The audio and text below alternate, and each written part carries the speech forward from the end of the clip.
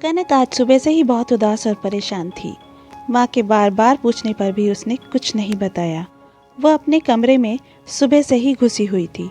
आज उसने अपना फ़ोन भी बहुत ज़्यादा इस्तेमाल नहीं किया था। दोपहर का समय था। घर में लंच की तैयारी चल ही रही थी। सुशीला खाना टेबल पर लगा ही रही थी कि उसके घर की डोरबेल बजती है। प्रेम, ज़रा देखना कौन है दरवाजे पर, मेरे हाथ में खाना है। सुशीला ने अपने बेटे से कहा। रुक प्रेम, मैं देखता हूँ, कहते हुए राकेश दरवाजे की ओर बढ़े। अरे प्रेमा जी, आप आइए आइए, अंदर आइए।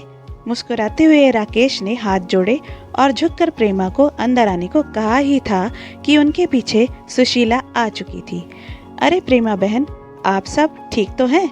आइए, आप बिल्कुल सही टाइम पर आई हैं। बस खाना लगा ही रही थी। डाइनिंग टेबल पर सुशीला ने प्यारी सी स्माइल देते हुए कहा। हाँ, वो सब तो ठीक है सुशीला, मैं यहाँ कोई खाना खाने थोड़ी ना आई हूँ। अंदर आते हुए प्रेमा ने थोड़ा सा जोश दिखाते हुए कहा। क्या हुआ बहन जी, आप तो नाराज हो रही हो? कोई बात हुई है क्या? राकेश जी ने प्रश्न सूचक निगाहों से देखते हुए प्रेमा से पूछा। प्रेमा ने उनके प्रश्नों का उत्तर न देते हुए कहा। कनक कहाँ है? जी, वो अपने कमरे में है, अभी बुलाए देती हूँ। पर क्या उसने कुछ किया है? सुशीला ने फिर से वही प्रश्न किया। कनक का जिक्र चल ही रहा था कि तब तक वो भी अपने कमरे से निकलकर बाहर डाइनिंग हॉल में आ जाती है। नमस्ते आंटी जी, कनक ने अपने सर पर चुन्नी करते हुए प्रेमा को विश किया। नमस्ते तो ठीक है कनक, पर ये बताओ, तुम कल से सूरज से बात क्यों नहीं कर रही हो और अपना फ़ोन बंद करके क्यों बैठी हो? प्रेमा ने कड़क तेवर में कहा।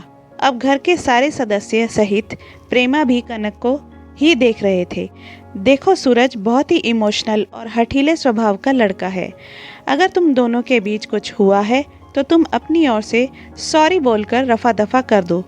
मैंने तुम दोनों की सगाई के बाद शादी में 4 हफ्तों का टाइम इसलिए रखा है ताकि तुम दोनों आपस में बातें कर सको, एक दूसरे को जान सको, इसलिए नहीं कि रोज रोज मुंह फुलाकर गुस्सा करके बैठ जाओ। कनक क्या हुआ? और प्रेमा आंटी सही तो कह रही हैं। अरे छोटे मोटे झगड़े तो अक्सर होते ही रहते हैं कपल्स में। अब हमें ही देख लो, शादी के इतने दिनों बाद भी तेरी माँ मेरे से रोज झगड़ा कर ही लेती है, फिर भी मुझे सॉरी बोल मामला रफा दफा करना ही पड़ता है। राकेश ने कनक से जॉली अंदाज में स्माइल के साथ कहा। आप तो रहने ही दो, बच्चों को ऐसे टाइम पर भी ना ये एग्जाम्पल देना। बेटा कनक, अगर कुछ है तो हमें बताओ। कल को आपकी शादी सूरज से ही होनी है, इतना अच्छा लड़का हमें फिर नहीं मिलेगा। प्रेमा दीदी सही कह रही हैं। सुशीला ने भी कनक को समझाने की कोशिश की। कनक, हम तो अपनी दोनों फैमिली के भले के लिए ही कह रहे हैं। शादी के इनविटेशन कार्ड तक बढ़ चुके हैं, सारे रिलेटिव्स को पता चल चुका है। अब अगर कुछ होता है तो क्या कहकर उन्हें मना करेंगे? ये हमारी दोनों फैमिली की नाक का सवाल है। और अब प्रेमा ने सुशीला की ओर देखा। सुशीला, मैंने तुम्हारी बात पर भरोसा करके अपनी दोस्ती को रिश्तेदारी में बदलने की कोशिश की, लेकिन ये कनक तो कल से सूरज को नाराज करके बैठी है। वो कह रहा है, माँ तुमने ना जाने कैसी अनपढ़ टाइप की लड़की ढूंढी है मेरे लिए।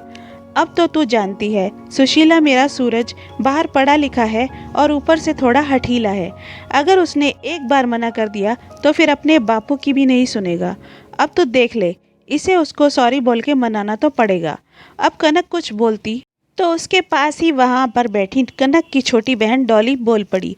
दीदी क्यों सॉरी बोलेगी जब उनकी कोई गलती ही नहीं है? सॉरी तो आपको और आपके बेटे सूरज को बोलना चाहिए।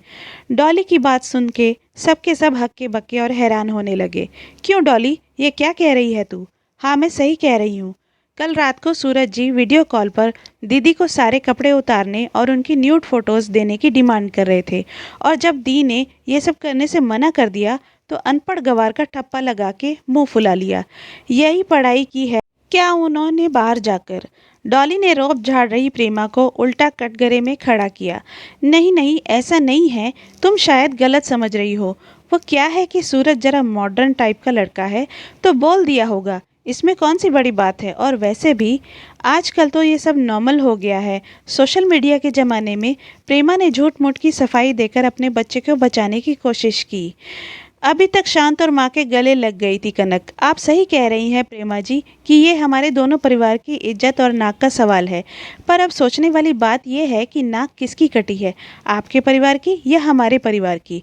अगर आपको किसी भले घर की लड़की के न्यूड फोटो मांगना आधुनिकता और नॉर्मल लगता है तो ये काम आपको मुबारक हो।